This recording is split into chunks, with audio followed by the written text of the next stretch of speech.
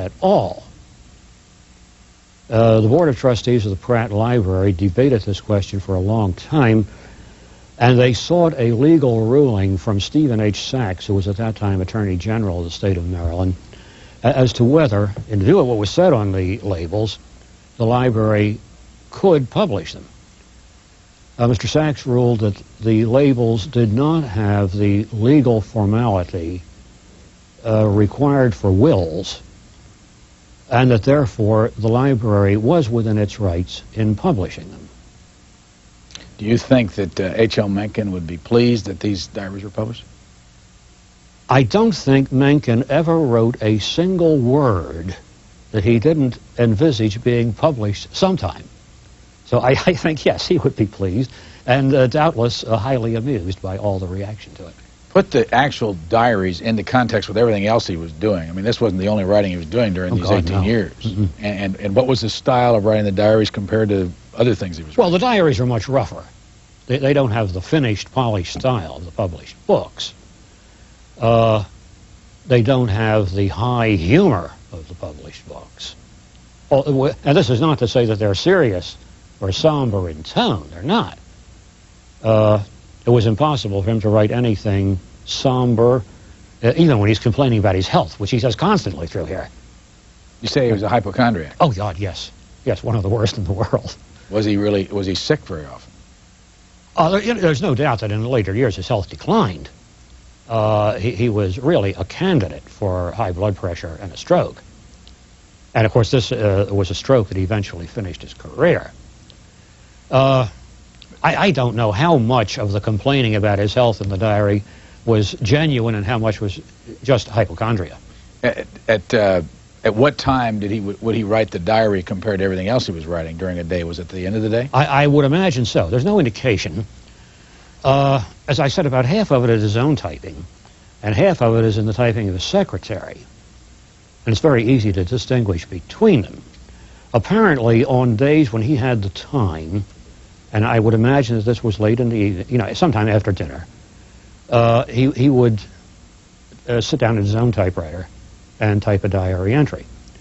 When time did not permit, he would dictate it to his secretary along with the mail he had for her, and she would type it. You've got a lot of photographs in here, and I want to hold a couple of them up and take a look at them and have you explain what they are. On the screen right now is a photo of Mr. Mencken and who? George G. Nathan, who was a close friend of Mencken's, and incidentally also Jewish. They worked on the Smart Set magazine from 1908 to 1923. Mencken was the book editor, Nathan was the drama critic. In 1914, they became the co-editors of the magazine. And it was during those years that they both became famous for their irreverence, their pungent style, and for the influence they had on, in Mencken's case, literature, in Nathan's case, the drama. What's this picture below? That is a picture taken on Boston Common at the time of the famous hat rack case, which occurred in 1926. Is Mencken in this picture? Yes, he's the one holding up that sheet of paper in the center. He was editor of the American Mercury magazine by then. He and Nathan gave up the Smart Set at the end of 1923 and started a new magazine called the American Mercury at the beginning of 1924, which immediately became one of the most influential magazines of that period. In 1926, in April I believe it was, the magazine was banned in Boston by an organization called the Watch and Ward Society because of an article in it called Hat Rack, the story of a prostitute in a little Midwestern town. A man named Chase, who headed the Watch and Ward Society, thought that the article was obscene and ordered all Boston newsstands and book dealers not to sell it. Now, Chase's society had no legal standing whatever, but it had such enormous influence that book dealers and newsstands were afraid to buck him. So they took it off of their stands. Mencken heard about this and went up to Boston and sold a copy of the magazine on Boston Common and was promptly arrested for selling obscene literature. The next morning when the case came up in court, the judge, who had read Hat Rack the night before, threw the case out of court. He said that there was no evidence of obscenity in it at all. So, there Mencken won, although in the long haul he lost, because Chase succeeded in having the issue barred from the mails. Now, this was a moot point since it had already been mailed out anyway. But it was necessary to go through a long hearing before the Postmaster General, and there Mencken lost. He and his publisher, Knopf, considered taking the case to the Supreme Court, but it would have been too long and too expensive, and they never did. I have a photo here in just a moment of H.L. Mencken and second wife? No, he was only married once. Only married once? Yes. He married at the age of 50 in 1930. I know it confused me. You say she died in 1935? That's right. And they were only married for how long? 5 years. What impact did she have on his life? A tremendous one. He had met her 7 years before they got married. There's no doubt that he was deeply and romantically smitten by her from the very beginning. There was an 18-year age difference between them. When they married, he was 50 and she was 32. She was in poor health. She had a number of serious operations over the time that he knew her. When he married her, the doctors told him that she did not have more than 3 years to live. Actually, she lived 5. And he says in the diary that, they were the 5 happiest and most fulfilling years of his life, and there's no doubt that her death left a tremendous void in his life, and not all of his activities ever sufficed to fill that up. Why did she have so much impact on him? Why did she have so much impact? What was it about the relationship what does he say about the relationship that was so important to him? She was a beautiful, charming, intelligent woman. And he never married before that or after? That's right, yes. What did her death do to him, and what can you read through the diaries that give you an impression of... The fact that he writes so often of how much he misses her. Hardly a day goes by that he doesn't think of her. Didn't he say even somewhere in one of these, one of the entries that an hour doesn't go by without him thinking? Yes, probably so. And every day he thinks of something he wants to tell her or sees something that he wants to buy for her. Another photograph of H.L. Mencken. By the way, what does H.L. stand for? Henry Lewis. Who was he named after? Anybody? Henry was the name of his uncle, who lived next door to them, by the way. And Lewis was the name of a long since dead child of his grandfather's by another marriage. This child died in infancy, was named Lewis, and for some reason, which nobody could possibly figure out today, little Henry was given the middle name Lewis. Did he always part his hair down the middle? Yes. Did he ever say why? No, not that I'm aware of. When was this picture taken, the little one? The little one I think about 1942. And the one below it? The one below it is, I believe, dated 1939. It's the backyard garden of their row house at 1524 Holland Street in West Baltimore. And he and his brother spent a tremendous amount of time in the garden, planting flowers in the spring and pulling them up in the fall and enjoying them in between. What were his politics?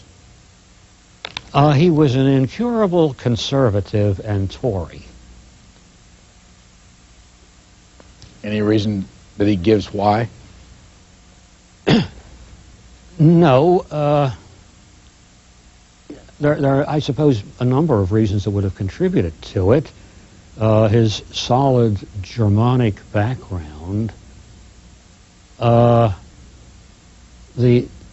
flavor and atmosphere and culture of Baltimore in that period, The fact that his father owned a business, which he wanted Henry to succeed him in, so that his father was, in at least a modest sense of the word, a capitalist. And, you know, Mencken believed in the virtues of capitalism and bourgeois values very much. Did he make any money in his life? Yes, he did. You know, he was one of those very rare creatures, a financially successful author.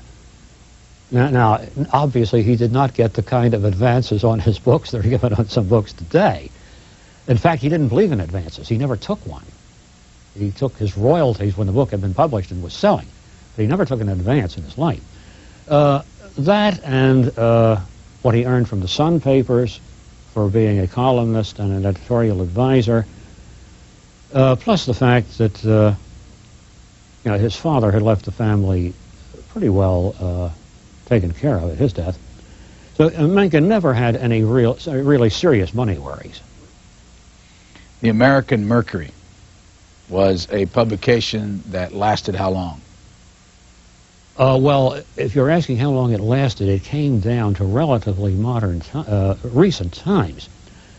The Great Mencken period began in 1924, and he resigned the editorship of it in 1933. What did it look like? It was a magazine with an arsenic green cover. This cover was uniform from beginning to end as far as color was concerned, and general design, although the design was changed a little bit over the years. And who wrote for it? Oh, an enormous number of people. It was primarily devoted to political and social commentary, some literary criticism, some fiction and poetry, but not much. You know, it dealt with the social, political, economic problems of that era, and many people, many writers contributed to it. It has been said that it was a one-man magazine, which it was, really. It reflected Mencken's personality, and anybody whose ideas differed from Mencken's wouldn't have much chance of getting published in it. It was even said that Mencken rewrote the articles that were contributed to it so that they would reflect his views. He himself denied this, and I believe that his denial, you know, was sincere. I don't think he would have changed other people's writings, but the articles that appeared had to be in agreement with his own philosophy. Let's go back to your work on this this book. First of all, let's see. It sells for $30. Yes. It's expensive. Yes, it is. Any trouble selling it, do you know? I think it has been selling pretty well. I don't have any figures on it, but in Baltimore and Washington, when it came out the early part of last month, booksellers could not keep it in stock. Did the publisher tell you why they put such a high premium on it? No, but you know, I think that's fairly standard for books in today's market. You started on this in 1987. Uh-huh. When did you finish it? The completed manuscript was probably turned in about September of 1989. How did you go about... No, September of 1988, I'm sorry. How did I go about it? How did you go about doing this? Well, as I said, first of all, I had to make a selection from the total document. How did you do that? Did you read every word? Oh, yes. Yes, I had to. How long did that take you? Not long. A matter of a few weeks. And the job of making the selection was not all that difficult. You may wonder what's in the other two-thirds. It's the part that I didn't use. But really, what's in it, you know, is more complaints about his health. He was a member of the board of directors of the A.S. Abel Company, the publishers of the Baltimore Sun papers, and a director of Alfred A. Knopf Incorporated, his publisher. And many of the entries are little more than minutes of board meetings of these companies, and of very little interest to anybody today. So you point out that actually his writing about the board meetings were better than the minutes themselves. They probably were. I'm sure they were. But anyhow, you know, those things I pulled out. Well, I tried to give as representative